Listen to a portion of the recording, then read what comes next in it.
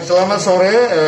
Dapat kami sampaikan di menjelang sore hari ini bahwa sidang perkara Petrus CS yang didalilkan pasal penipuan dan penggelapan barusan saja selesai di Pengadilan Negeri Bonsayang, dan kita sudah bisa mendengar langsung bagaimana tanggapan JPU atau Jaksa Penuntut Umum terkait dengan eksepsi yang sudah disampaikan oleh tim kuasa hukum Petrus CS di sidang minggu yang lalu. Nah, ada 3 hal yang dapat kita simak secara bersama-sama dalam persidangan tadi, bahwa JPU menolak eksepsi yang sudah disampaikan oleh tim kuasa hukum dari Petrus CS. Yang pertama, memohon kepada majelis hakim agar eksepsinya ditolak. Dan yang kedua, mereka menyampaikan bahwa dakwaan yang mereka sampaikan dan sudah dibacakan pada persidangan minggu yang lalu sudah sesuai dengan aturan KUHP. Dan yang ketiga, agar persidangan saudara Petrus CS ini dapat dilanjutkan kembali. Nah, kita akan mendengar tanggapan daripada tim kuasa hukum dalam sidang hari ini. Nah, kita akan mendengar langsung. Di sebelah kiri saya adalah tim kuasa hukum, namanya Pak Joko. Kembali akan kita dengar keterangannya. Dipersilakan. Ya, makasih. Saya Pak Joko mau sampaikan bahwa pokok perkara yang disampaikan di dalam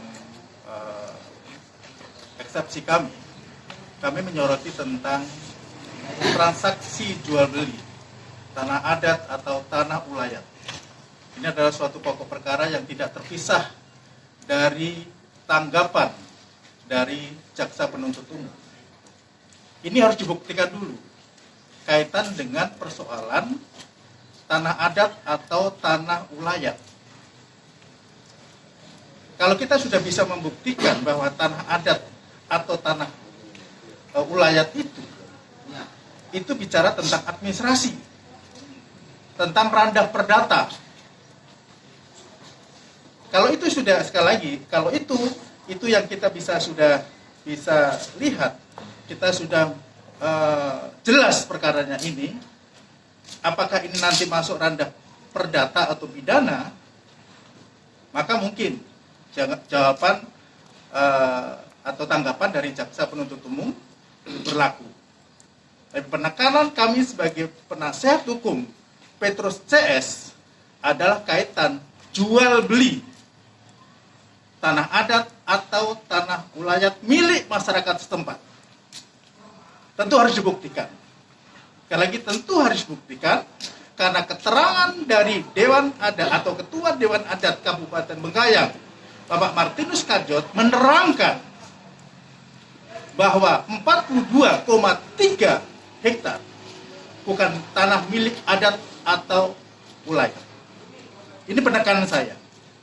Sehingga sekali lagi, kita senantiasa tetap pada eksepsi kami kaitan dengan masalah tanggapan jaksa di dalam persidangan, hal-hal yang wajar saja, menolak daripada eksepsi kami.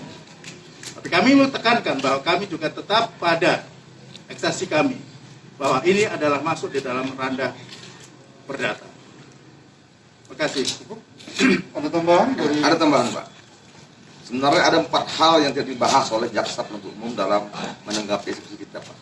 Yang pertama, masalah adat yang disampaikan oleh Pak Joko. Itu sudah Pak Joko jelaskan. Yang kedua adalah pasal 1320 BW 1320 Kitab Undang-Undang Hukum Perdata dan pasal 1338 Kitab Undang-Undang Hukum Perdata. Dan yang keempat adalah proses pembersihan, proses tindak pidananya. Nah, kalau yang pertama, pasal masalah 1330 itu adalah syarat sah suatu perjanjian. Artinya Pak Petrus dan kawan-kawan membuat perjanjian dengan pihak perusahaan. Nah, itu harus dibuktikan. Itu perdata, jelas perdata itu. Jadi ada 4 unsur situ, sepakat, ya. Kemudian ada 4 unsur dalam sah perjanjian. Itu sudah terpenuhi semua oleh mereka. Nah, yang terakhir adalah 1338. Kesepakatan yang dibuat oleh mereka adalah berlaku sebagai undang-undang. Artinya itu harus dibatalkan dulu oleh pihak perusahaan. Pihak perusahaan harus mengajukan gugatan kepada Petrus CS dan kawan-kawan ke perdata, membuktikan bahwa perusahaan sudah dirugikan karena mereka sudah sepakat, tidak ada unsur pidana di sini.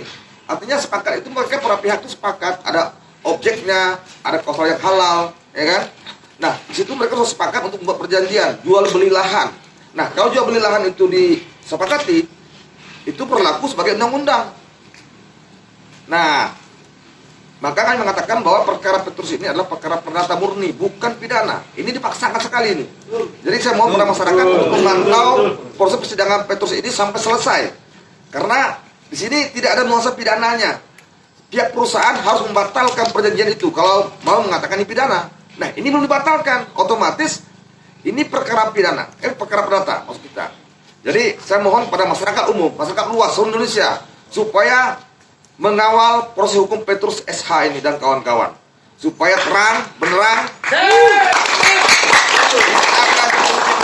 Pihak lain, karena kita menduga bahwa dengan diajukannya Petrus sebagai pelaku tidak pidana, ini adalah ada intervensi pihak ketiga.